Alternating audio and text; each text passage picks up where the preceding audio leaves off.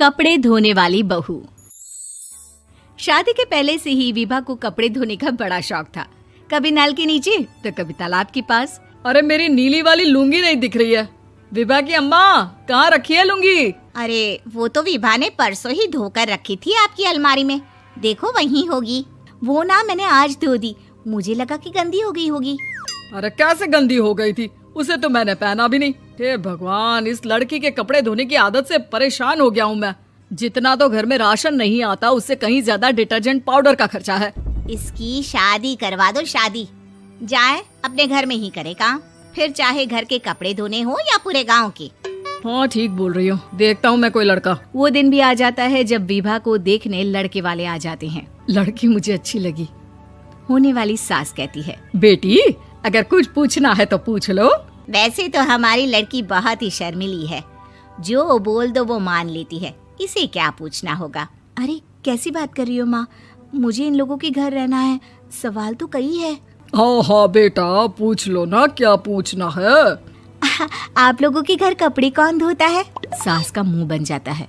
देखो, अगर तुम ये कहना चाहती हो कि तुम्हें कपड़े धोने नहीं आते तो सुन लो, कपड़े मैं ही धोती हूँ, लेकिन तुम्हारे आ जाने के बाद मैं रुमाल तक नहीं धोऊंगी। अरे चुप रहना भाग्यवान, बहू बेचारी घर आई नहीं, उसे डराना शुरू कर दिया।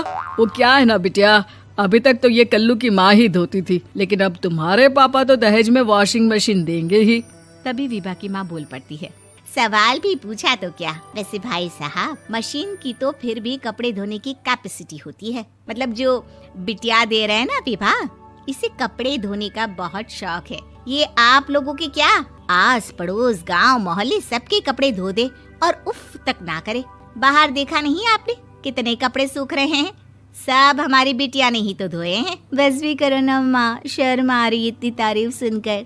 और तो और एक दाग निकाल कर दिखाओ तो मान जाऊं। हाँ अच्छा, माफ करना बेटा, मैंने गलत समझा। हमें तो रिश्ता बहुत पसंद है। और ऐसे जुड़ जाता है रिश्ता कपड़े धोने का शौक रखने वाली विभा का। उसकी शादी हो जाती है कोयला फैक्ट्री में काम करने वाले कल्लू के साथ। शादी के बाद अचानक विभा चिल्लाती हुई सास के पास आती है। सासू माँ, अरे सासू माँ कहाँ है आप? ये तो धोखा है, धोखा दिया आप लोगों ने मुझे। इसे ससुर के चक्कर के बारे में पता चल गया। अरे तो उसमें तुझे क्यों धोखा मिला है? अरे नल में पानी नहीं आता, कपड़े कैसे कब धुलेंगे? अच्छा, तू पानी नहीं आ रहा उसकी बात कर रही है। तो आपने क्या सोचा? कुछ नहीं। अच्छा, तेरी माँ ने कहा था कि कपड़े धोने का शौक है तुझे, याद आया मुझे। शौक बोलकर कपड़े धोने वाले मेरे जुनून को कम ना आके सासू माँ, कपड़ा धोना मेरा गुरूर है।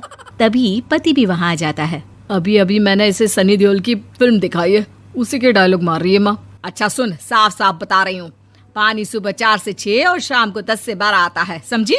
विभा टाइमिंग सुनकर हैरान हो जाती है। ये क्या भूतों का मोहल्ला है?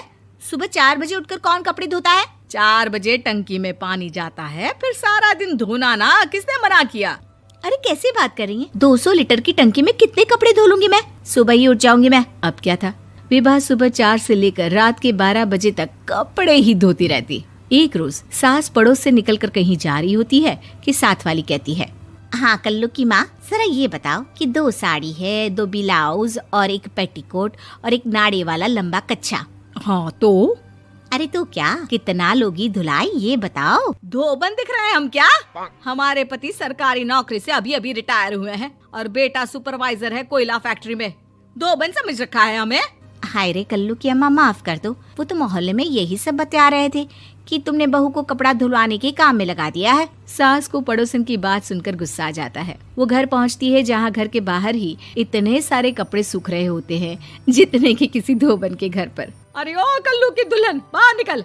माँ जी यहीं आ जाओ, बाथरूम में चादर धो रहे हैं हम। अरे अभी हम धोते हैं, तुमको बाहर निकलो। ये आस पड़ोस वाले बोल रहे हैं कि हम बहू से कपड़े धुलवा कर उसे कपड़ा धोने वाली बना दिए हैं। अरे छोड़ो ना माँ जी, किन लोगों की बातों में आती हो?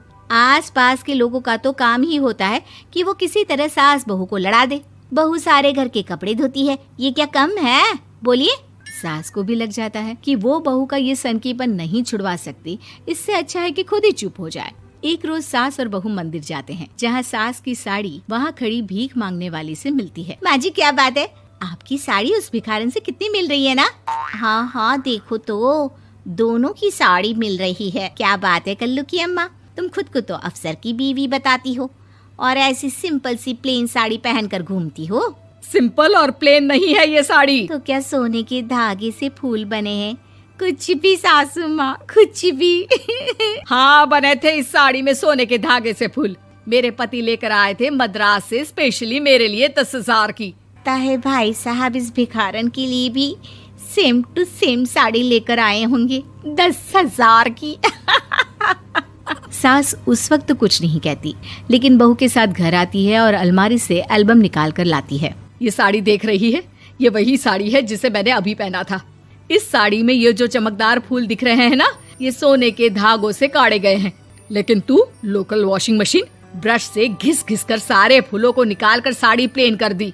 मुझे माफ कर दीजिए सासू माँ। और तो और, जब मैंने तुझे तेरी गलती के लिए कुछ नहीं कहा, लेकिन तूने तो सबके सामने मेरा मजाक ही बना दिया। क्यों? बहू को समझ में आ जाता है कि अब से उसका कपड़े धोना बंद।